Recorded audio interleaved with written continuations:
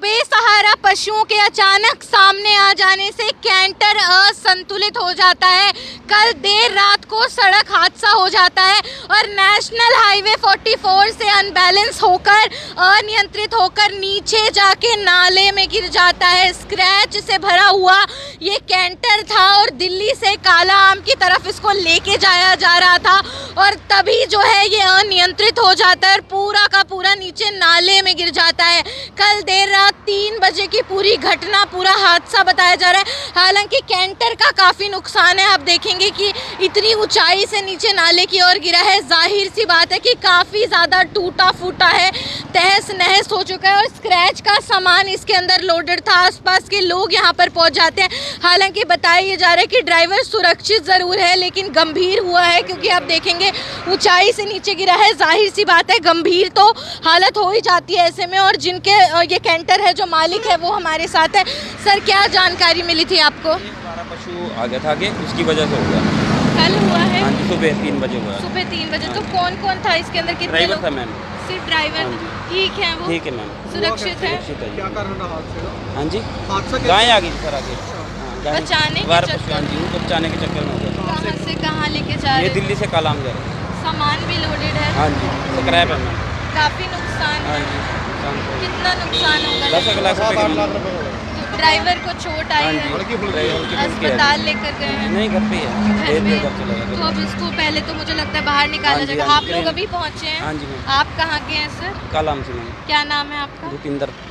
बिल्कुल, आप भी मालिक ही हैं? नहीं, मैं ड्राइवर हूँ। आप भी ड्राइवर ही हैं? गाड़ी से। अच्छा, दूसरे उसके। तो हालांकि काफी ज्यादा मैं देख रही हूँ नीचे गिरा है, काफी जी। गंभीर हादसा हुआ है। जी, जी। तो ऐसे में चोट तो आई होगी? नहीं, नहीं, ड्राइवर? नहीं आई? मामूली चोट आई थी वो।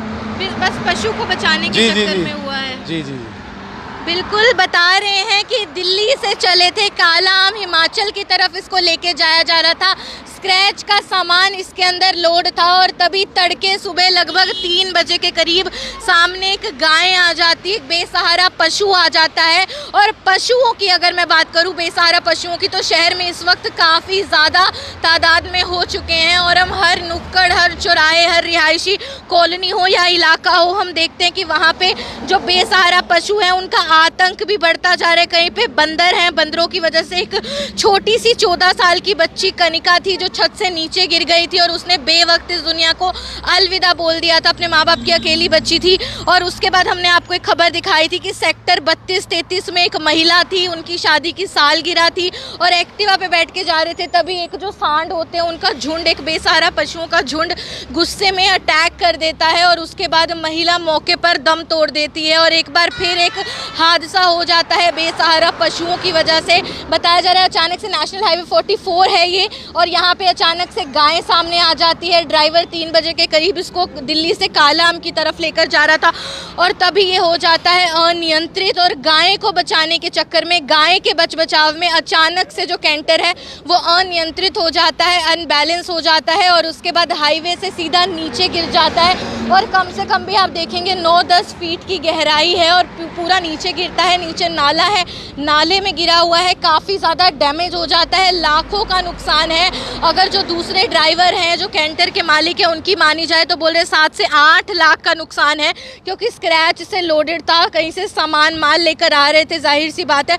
और ऐसे में पूरा नीचे गिर जाता है। हो सकता है जो सामान है उसकी भी हानि हुई होगी, वो भी शायद ख़राब हुआ होगा, लेकिन यहाँ पे आगे का पूरा हेड पार्ट, पूरा फ्रंट पार्ट टूटा हुआ है। लेकिन हाँ, एक चीज़ ज़रूर है कि ड्राइवर सुरक्षित ज़रूर है। ये जो कैबिन है आप देख रहे हैं, कैबिन जहाँ पे ड्राइवर बैठते हैं, वो पूरा का पूरा आप देखेंगे डैमेज हो चुका है, तहस नहस हो चुका है। और जितनी मतलब ऊंचाई से नीचे गिरा, 10 फुट कम से कम ये होगी, कम से कम इससे ज़्यादा 12 फीट 15 फीट भी हो सकती है। लेकिन आप देखेंगे यहाँ पे अगर कैबिन जिस तरीके से टूटा हुआ है, तहस नहस है, काफ़ी ज़्यादा गंभीर चोटें आ सकती थी ड्राइवर को, लेकिन गनीमत है वो सुरक्षित है, अपने घर पर है। हल्की फुल्की मामूली चोटें आई हैं, बाल जान बच जाती है, लेकिन माल की, सामान की हानि काफ़ी ज़्यादा हो जाती है। नेशनल हाईवे पर पहले भी इस तरीके की खबरें आपको कई बार दिखाई हैं कि लोग अक्सर यहाँ पे हाईवे में फुल स्पीड में चलते हैं और खास तौर से जब बड़े वाहन होते हैं वो फुली लोडेड होते हैं, उनको एक जगह से दूसरी जगह सामान पहुंचाना होता है, ऐसे में उनकी गति बहुत ज़्यादा होती है और अचानक से ऐसे में अगर कोई बेसहारा पशु सामने आ जाता है, वो ब्रेक लगाते हैं तो ऐसे में वाहन गति ज़्यादा होने के कारण अनियंत्रित हो ही जाता है और अनियंत्रित होने से कई बार पेड़ में टकराता है, कई बार आप देखेंगे ऐसे नीचे जैसे जगह है नाले में गिर जाता है, कभी दूसरे वाहनों के साथ टकरा जाता है। ये भी गनीमत है अगर किसी और वाहन के साथ जो आसपास से गुजर रहा था उससे टकरा जाता तो आप सोच सकते हैं कि शायद जान की भी हानि माल के साथ साथ हो सकती थी।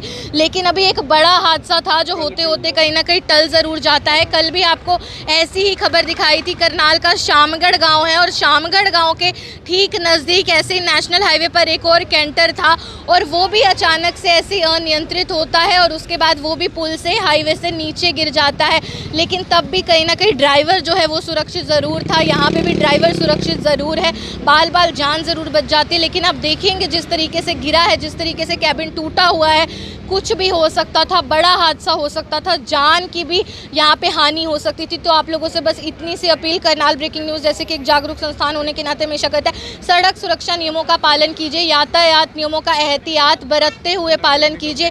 कहीं ना कहीं नज़रअंदाजी जो आप हल्की फुल्की कर जाते हैं उसका परिणाम, उसका दुष्परिणाम ही होता है ये कि हादसे हो जाते हैं। और नगर निगम से भी अपील रहेगी कि कार्रवाई होनी चाहिए, उनकी ओर से भी एक्शन लिया जाए, क्योंकि ये जो हम देख रहे हैं बेसहारा पशु हैं जगह जगह इकट्ठा है। आपने भी अपने घरों के पास देखा होगा, अगर आपने देखे आप भी अपना एरिया कमेंट करके बताइए कि वहाँ पे आप लोग कितने परेशान हैं, क्योंकि हमारे घर के पास भी अक्सर हम देखते हैं रिहायशी इलाकों में पूरे के पूरे झुंड होते हैं बेसहारा पशुओं के और गर्मी है, उनको हर टाइम खाना पानी नहीं मिलता है, वो भी गर्मी से गुस्से में आ जाते हैं और ऐसे में पशु हैं, जाहिर सी बात है उतनी समझ तो उनमें नहीं होती है, तो आसपास से जो इंसान गुजर रहे होते हैं और उनमें ताकत ज़्यादा होती है, उनसे आप लड़ भी नहीं सकते, उनका मुकाबला भी नहीं कर सकते, वो ऐसे में अटैक करते हैं और अटैक ऐसा करते हैं कि कई बार जान तक चली जाती है। पहले भी ऐसे मामले बहुत बार आए, बंदर हो, गायें हो, भैंसे हो, बहुत ज़्यादा हो चुके। तो नगर निगम भी थोड़ा इस चीज़ पे ध्यान दे कि इनको जंगलों में, अलग इलाकों में छोड़ के आया जाए, क्योंकि आमजन सुरक्षित नहीं है ऐसे में।